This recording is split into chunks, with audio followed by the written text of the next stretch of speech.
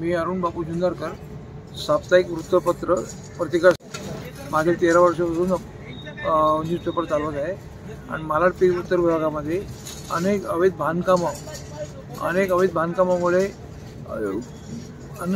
बांधकामामुळे मनपा प्रशासनाचा महसूल बिघडत आहे, महसूल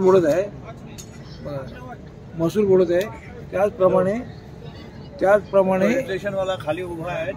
त्याचप्रमाणे या अवैध बांधकामाची जे जलजोडणी आहे ती पण अवैध असते, तिथे भ्रष्टाचार चालवलेला असतो आणि अवैध बांधकामाकरता DMC RE नी एक परिपत्रक दिले आहे प्रत्येक वॉर्डामध्ये वॉर्ड ऑफिसरला की ह्या वॉर्ड ऑफिसरनी सहाय्यक अभियंत्यांना की यानुसार तुम्ही अवैध बांधकामावर कारवाई करायची।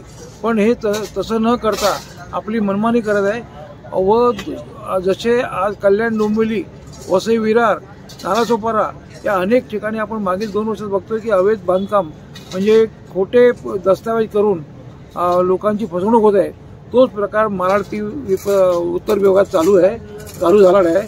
3-3, 4-4 माळ्याच्या RCC building, hotels, guest house याला मुभा दिली जाते। प्रत्येक इमारतीमधून 50 लाख ते 1 करोडचं लाच घेतली जाते। यामागे माननीय आयुक्त किरण ढिगावकर याचं पूर्ण सहकार्य असतं। यांच्याकडे PG मध्ये बसल्यावर कुठल्याही प्रकारची कार्यवाहीचं फक्त आश्वासन दिले जाते पण कारवाई केली जात नाही। मी मागील जुलै 2024ला एक प्रथम अपील होतं, मायक माने साहेब एकदमकडे।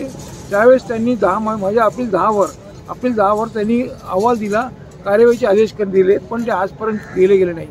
या उलट ज्या अपिलामध्ये एक इमारत होती ग्राउंड+3ची त्याचे फेक डेमोलेशन दाखवले, ते मी दिनांक 19/8/2024ला त्यांना PG मध्ये भेटून दाखवल्यावर त्यांनी परत आदेश दिले कारवाई करा, पण आजपर्यंत कारवाई झाली नाही। उलट ज्या इमारतीचं डिमोलेशन करण्याकरता त्यांनी आदेश दिला ती कारवाई न केली तर नाहीच, उलट त्याच्या बाजूला ग्राउंड+5ची RCC इमारत उभी राहिली आहे।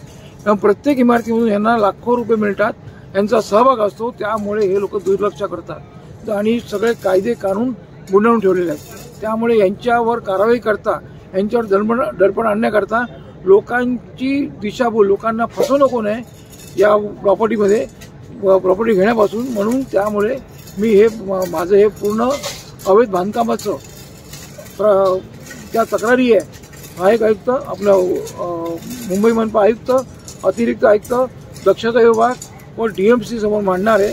जर नाही झाले 2-4-8 दिवसात तर यापुढे मला माननीय न्यायालयामध्ये, उच्च न्यायालयामध्ये जावं लागेल, हे मी आज तुम्हाला सांगतो। म्हणजे हा फक्त मुख्य सूत्रधार आहे MP उत्तर विभागाचा, तोच तर खराब हे आहे ना, कारण जेवढी मागील 2 ते 3 वर्षामध्ये कोट्यावधीची उलाढाल झालेली आहे आणि प्रत्येक इमारतीतून 50 लाख ते 1 करोड, प्रत्येक रूम मागे 2 लाख रुपये, चाळी बांधा 2 लाख द्या, स्क्वेअर फुटने पैसे द्या, हा यांचा व्यवहार चाललेला आहे। त्यामुळे यांच्यावर कार्यवाही यांना डिसमिस केले पाहिजे।